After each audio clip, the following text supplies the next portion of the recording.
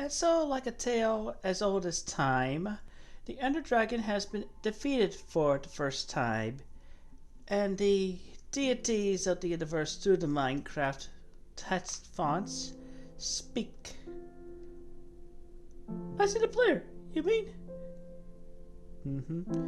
Jesus Christ in Western Chandler Sanchi Prime, the one avatar of all existence. Yes, take care. It has reached a higher level now. It can read our thoughts. That doesn't matter. It thinks we are part of the game. I like this player. It played well. It did not give up. It is reading our thoughts as though they were words on the screen. That is how it chooses to imagine many things when it is deep in the tree of a game. Words make a wonderful interface. Very flexible and less terrifying than staring at the reality behind the screen.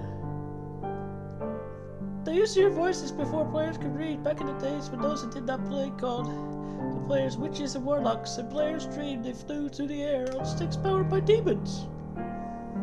What did this player dream? This player dreamed of sunlight and trees, of fire and water.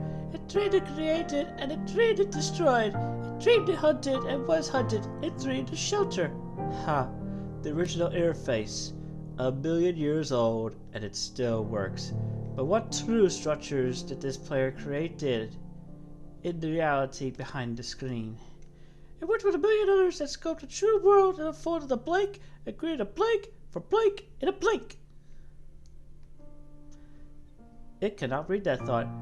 No, it has not yet achieved the highest level that it must achieve in the long dream of life, not the sort of dream of a game. Does it know that we love it? That the universe is kind? Sometimes. Through the noise of its thought, it hears the universe, yes. But there are times it is sad in the long dream. It creates worlds that have no summer, and it shivers under a black sun, and it takes its sad creation for reality. The cure of its sorrow would destroy it. The sorrow is part of its own private task. We cannot interfere. Sometimes, when they are deep in dreams, I want to tell them they are building true worlds in reality. Sometimes I want to tell them their importance to the universe. Sometimes, when they have not made a true connection in a while, I want to help them to speak the world they fear. It reads our thoughts. Sometimes I do not care. Sometimes I wish to tell this world you take for the truth is merely blank and blank.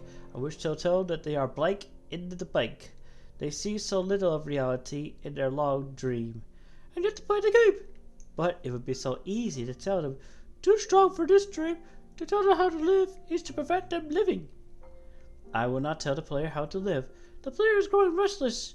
I will tell the player a story, but not the truth. No, a story that contains the truth safely in a cage of words, not the naked truth that can burn over any distance. Give it a body again. Yes, player. Who's its name? Jesus Christ in Western Chandler Sanchi Prime. Player of games, avatar of all existence, and all other aspects, and everything else. Take a breath now. Take another. Feel air in your lungs. Let your limbs return. Yes, move your fingers. Have a body again, under gravity, in air. Respond in the long dream. There you are, your body touching the universe again at every point, as though you were separate things. As though we were separate things. Who are we? Once we were called the spirit of the mountain.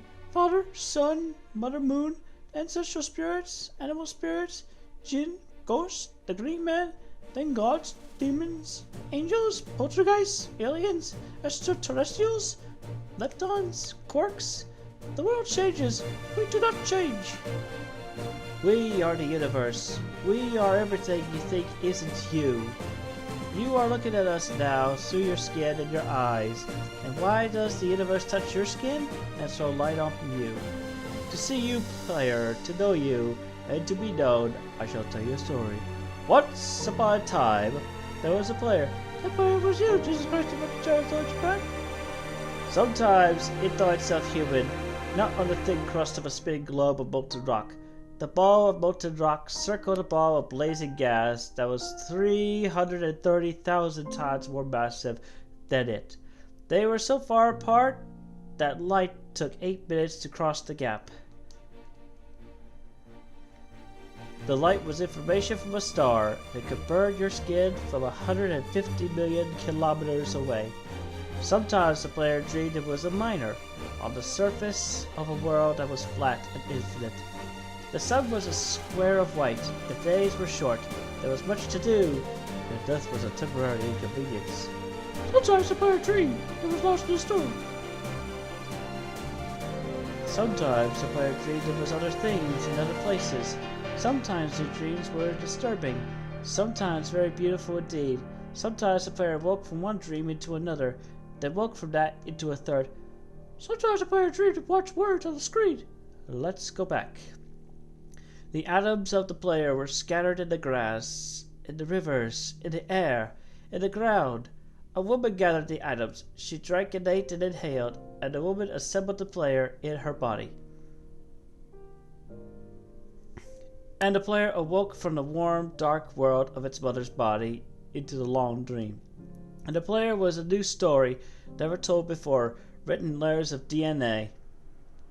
And the player was a new program, never run before, generated by a source code by a billion years old. And the player was a new human, never alive before, made from nothing but milk and love. You are the player, the story, the program, the human, made from nothing but milk and love. Let's go further back. The 7 billion atoms of the player's body were created so long before this game in the heart of a star. So the player too is information from a star, and the player moves through a story which is a forest of information planted by a man called Julian, on a flat infinite world created by a man called Marcus. That exists inside a small private world created by the player who inhabits a universe created by Shush! Sometimes the player carried a small private world that was soft and warm and simple, sometimes hard and cold and complicated. Sometimes it built a model of the universe in its head, flux of energy moving through vast empty spaces. Sometimes it called those flux electrons and protons. Sometimes it called them planets and stars. Sometimes it believed it was in a universe that was made of energy, that was made of offs and ons, zeros and ones, lines of code. Sometimes it believed it was playing a game. Sometimes it believed it was reading words on the screen. You are the player, reading words. Shush. Sometimes the player reads lines of code on a screen, decoded them into words, decoded words into meaning, decoded meaning into feelings, emotions, theories, ideas. And the player started to breathe faster and deeper and realized it was alive. It was alive. Those 1,000 deaths had not been real. The player was alive. You are alive! And sometimes the player believed the universe had spoken to it through the sunlight that came through the shuffling leaves of the summer trees. And sometimes the player believed the universe had spoken to it through the light that fell from the crisp night sky of winter, where a fleck of the light in this corner of the player's eyes might be a star 1,000,000 times as massive as the sun, boiling its planets to its plasma in order to be visible for a moment to the player, walking home at the far side of the universe, suddenly smelling food almost at the familiar door, about to dream again.